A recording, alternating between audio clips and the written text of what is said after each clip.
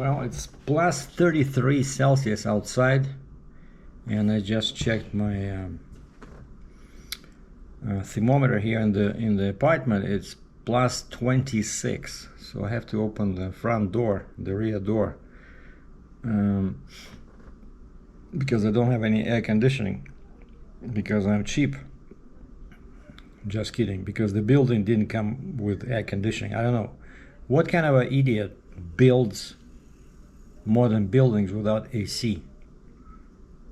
Even though we are in Western Canada, but it can get pretty hot here in the summer.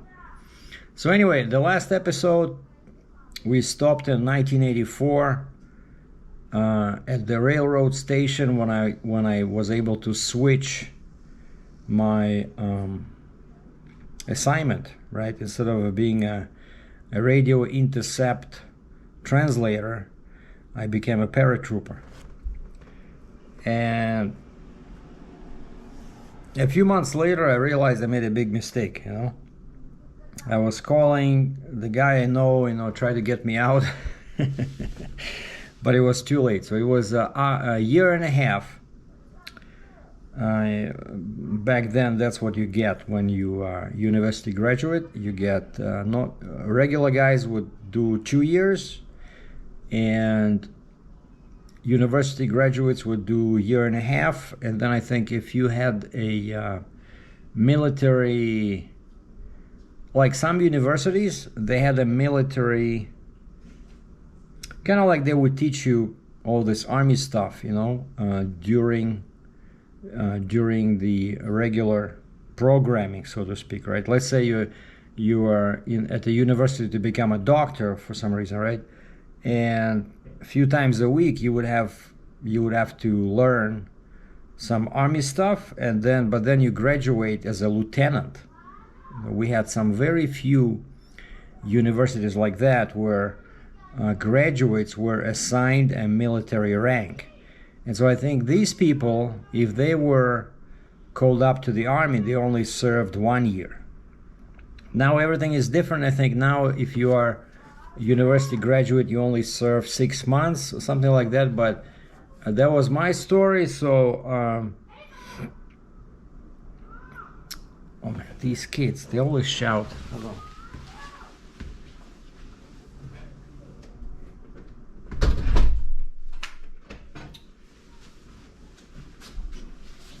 So they put us on a train. Of course, no planes. Planes were too expensive back in the day. So most people in Russia traveled by train. So they put us on a train and they moved us across the country from Kirovograd, Ukraine, which is kind of like west part of Russia or Soviet Union. And we went to Azerbaijan. Azerbaijan, back then the town was called Kirovabad. Kind of like I was from Kirovograd, and these guys had Kirovabad. So it's both towns were named after the famous communist Kirov, right? And then they changed the name of my town, and they also changed the name of this Kirovabad. I think it became Ganja or something. But this was Azerbaijan when it was still part of the Soviet Union. And first they sent us to, I think it was like 4 weeks, kind of like basic military training, and they kept us away from the actual troops, right? We were in our own little camp. We didn't have any contact with all these, older recruits, which was supposed to prevent grazing. What's the word? Haze? Like when they treat you like a piece of, like all the soldiers, right? So anybody who was called up 6 months before you is your boss. They can tell you what to do. And then the guy who was called up 6 months before that guy is his boss, right? So he can kick his ass. So basically, this practice was very popular in the Russian army, and officers were pretty much condoning it because it helped them to keep things in check. And all in all, the army service, it was just a waste of time, you know. Most of the time we were doing some stupid stuff because you're like a slave, you know. There was no salary, right? Because it's kind of like your duty as a citizen to be a soldier for, in my case, 18 months. So there's no salary. I think, no, actually they paid us, I think, like 15 bucks or something, like rubles, so that you can buy, let's say if you smoke, you can buy some cigarettes. But clothes were provided, food was provided, of course, very bad food. Everything was provided for you. And I really wish that I wouldn't have gone. But the only two things I enjoyed in the army were shooting exercises, and I got to shoot that AK-47 paratrooper version with a folding stock. You know, it had a kind of like a, instead of a wooden stock, it had a kind of like a frame, metal, and it just folds. You know, so when you jump with a parachute, you have your machine gun. It's very short. And so we had a couple of night shooting exercises with tracer bullets. That was awesome, you know, like full automatic fire with tracer bullets at night. And I'm like 19 years, no, I was 22, 23, but still, you know, it's awesome.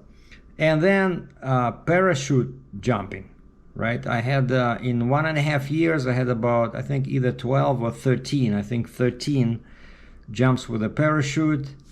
It was scary as hell, like first time, man. And we started with the single engine planes, and then they moved us to this Il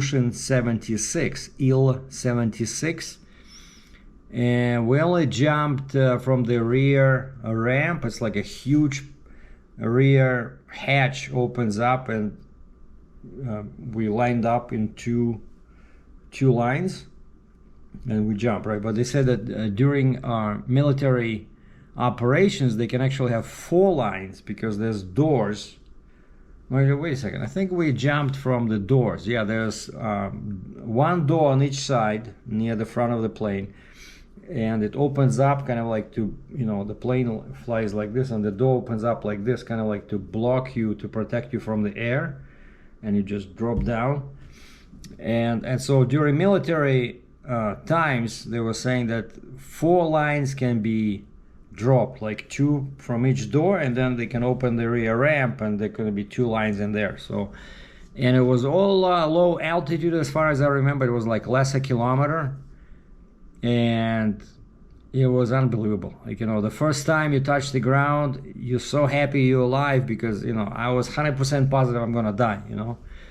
And you're like, you basically shout. But there were still some people that couldn't do it, you know. I was surprised that I had the courage to do it, because we're sitting in a plane, and I see the guy next to me, opposite me, some young kid, maybe, like most guys were like 18 years old, you know. They were called up right after school, and he has white face. He's like, you know, white with terror, you know. And I remember his name was Demyan, or Russian Demyan. And I'm kind of like joking, you know. I'm always trying to bring the spirits up, you know. I say, hey, Demyan, so как, прыгнем? Hey, Demyan, so we're gonna jump, right? And to my surprise, he looks at me and he says, I don't know. I'm like, holy moly. And basically what happens is that this was a single engine plane, like first jump.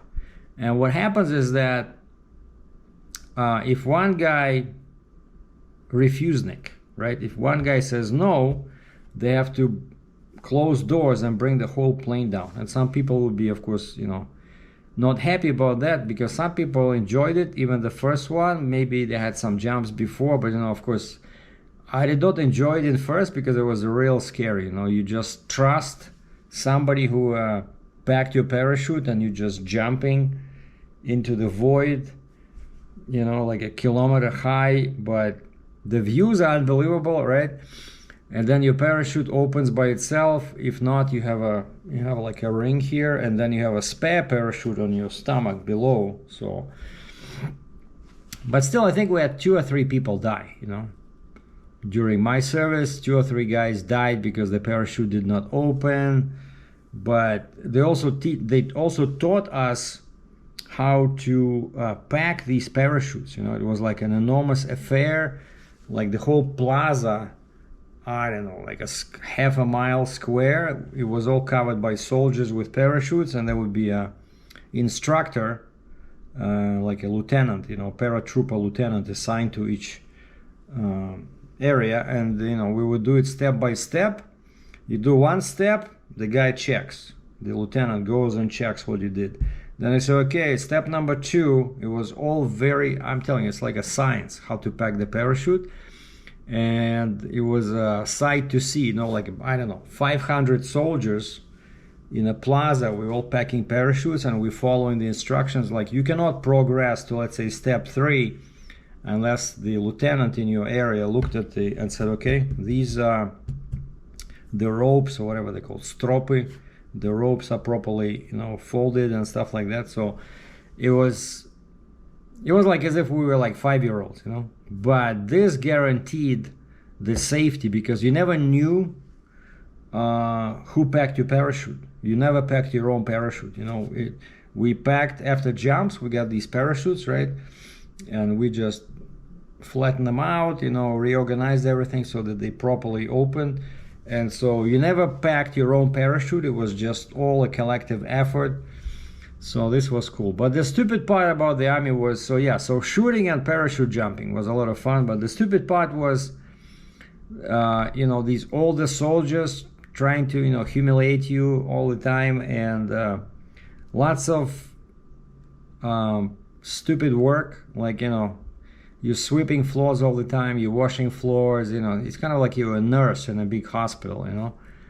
And I tried to become a driver because I had a license, right? I wanted to get like an easier job, get into the you know, driving like a colonel or something, you know. But it didn't work out because I didn't have much experience. But instead, because I had the university education, I got kind of like hired for free to work at the headquarters, which was technically illegal because our division commander really did not like that. But, you know, we had like 2 civilian women and my boss captain, right? And so what they did is they would hire a couple of soldiers like me. You know, I had a university education, so I clearly could write and speak, you know. Well, I could write, and we would just help them do their job, and of course they paid us nothing, right? So this was just,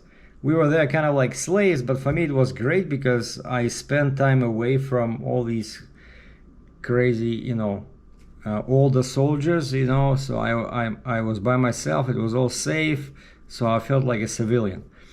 And another thing they did is we had this praporshik, the guy in charge of our little platoon. He would kind of like sell us to, he was, what's the English term? Non-commissioned officer, I think.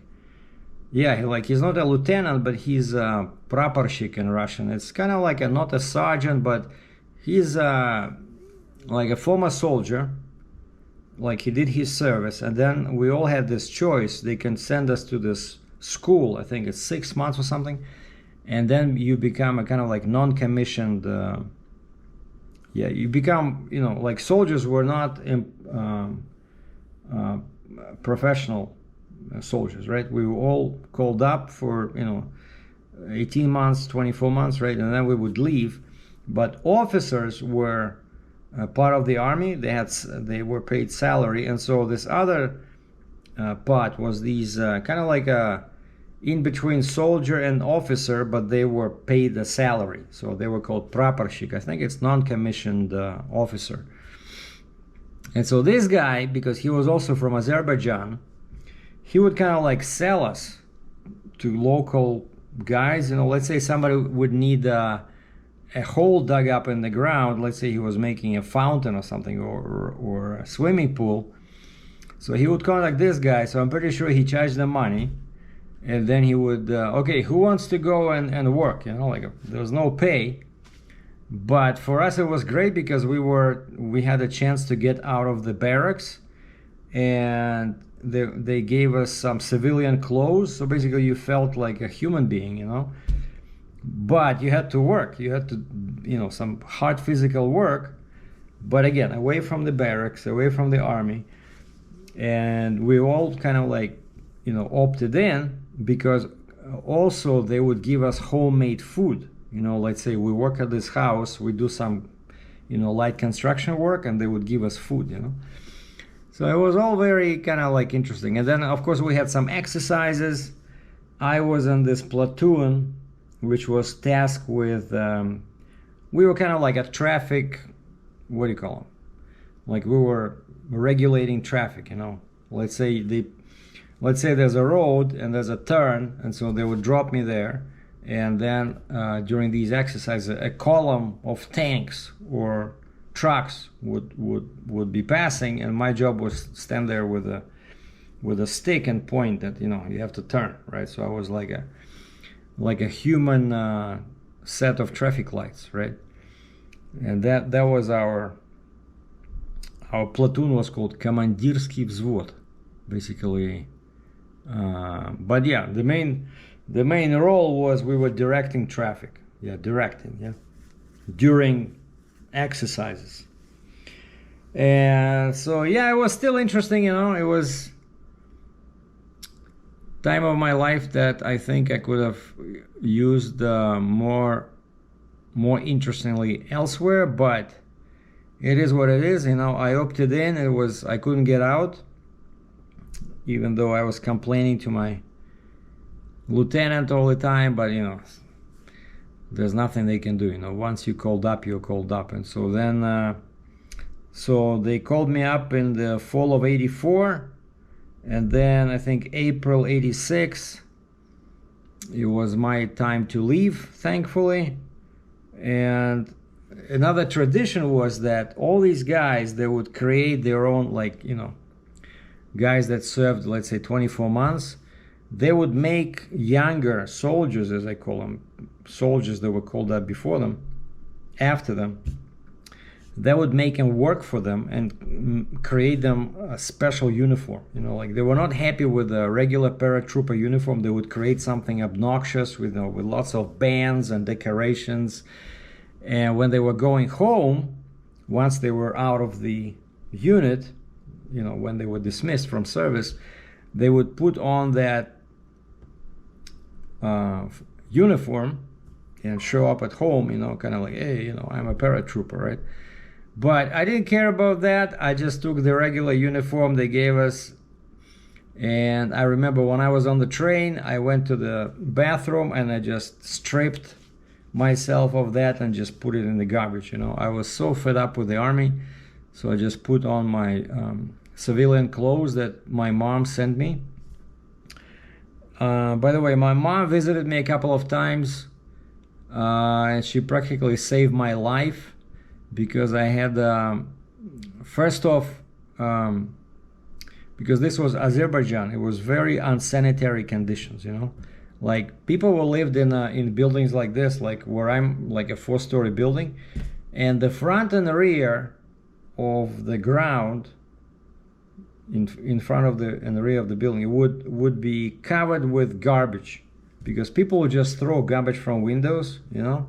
They didn't care. It was very, like the stench, you know, it's like, I don't know how they could live like that. But because of that, because of these microbes and bacteria, most soldiers would get jaundice, okay, like yellow fever. And I got that during my first month, I think. So that was one unpleasant surprise from the army service. But then they say once you get it, you become kind of like immune. But I didn't have any complications or anything like that. It's just I spent like a week in the hospital or something like that, because your eyes, your skin looks yellow and your eyes gets yellow tint. And the second thing is that why I said I almost died is we were washing the UAZik, you know, like the SUV they used to carry the commander in, and they told us to wash it. And there were some ramps, you know, like to wash it so that you can wash it underneath, you know, they put it on these ramps, like metal ramps, maybe chest high. And it was all slippery, it was all wet, right? And we used the hose to wash this Jeep, I still remember. And for some stupid reason, I decided to jump from one ramp to another. And there was a space between them, I don't know, maybe like 1.5 meters, right? And because it was all slippery, my rear leg that I pushed myself with slipped. And instead of landing on top of the ramp, I hit the side of this metal ramp with my shin somewhere here, you know. So like kind of like, you know, like say I jumped and I instead of ending up like this, I ended up like this, you know. And so there was a hole in my boot, in my army boot, and the leg. In a few hours the leg became like this at the bottom, so I couldn't even take the boot off. I had to cut it out. And the wound, I didn't break any bones, but the wound was so deep, I did not know that at the time, but when you damage your skin, it can only be so big, you know, like the hole in your skin can only be so big for the body to fix it. If the hole is too big, let's say in my case, I think it was like this, you know, like the skin was basically gone. The body cannot generate so much skin. So, and so it was all going bad, and there was all this pus and stuff like that, and nobody did anything, you know. They put me in the local, not in the hospital, but at the, what they call it, kind of like medsanbat, kind of like a medical unit inside our military unit, you know, not the actual hospital. And there was no medicine, there was no, you know, drugs. The food was terrible because they all the sergeants kept stealing the food from the kitchen, and so we sick soldiers were given some BS food, you know, like some very thin potato soup instead of actual potatoes. It was terrible, you know, and I was not sure what to do, you know, like, you know, I'm nobody, right? I'm just a regular soldier and nobody's doing anything. And all of a sudden, and yeah, usually I was writing letters home quite often because I had a close connection with my mom. And Mami Kinsenok, yeah. And then I wasn't sure what to write. And so I stopped writing. And 2 weeks later, somebody calls me, like somebody says, "Hey, Dratchev, there's somebody came for you." Like, wait, who? Like, basically, you have a visitor, you know, kind of like in prison, you have a visitor.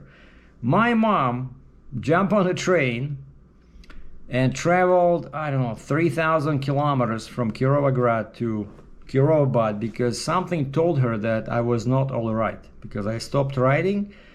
We didn't have any cell phones, right? There was no way to touch base except by letters.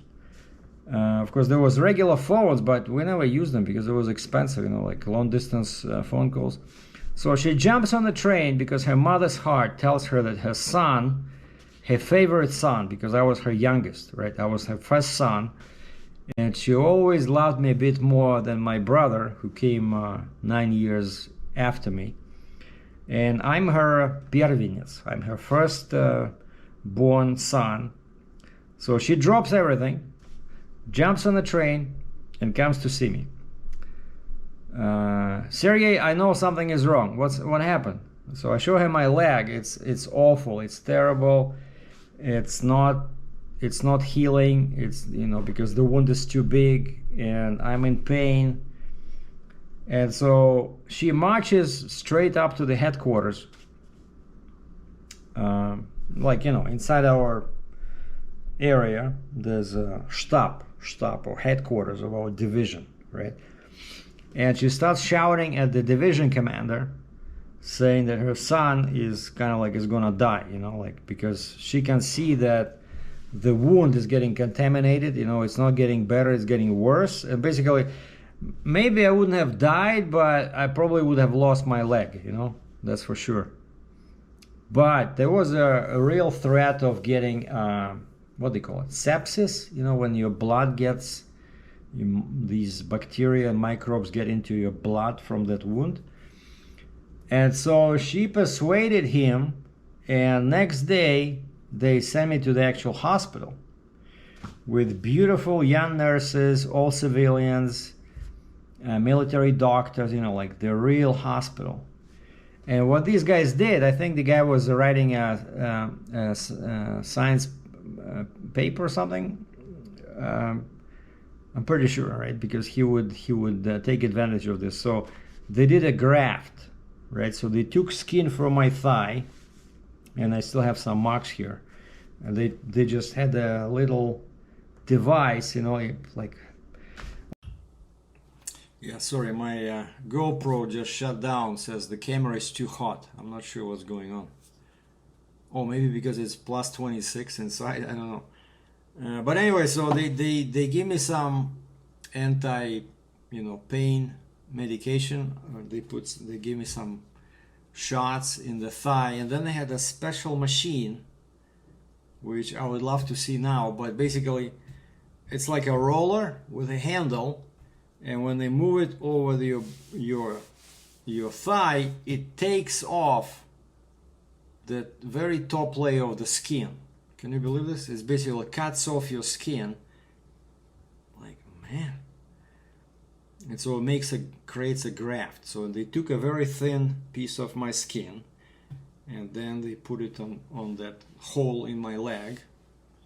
And then they put, of course, bandage and stuff like that. And sure enough, like 1 week later, everything started, you know, growing together.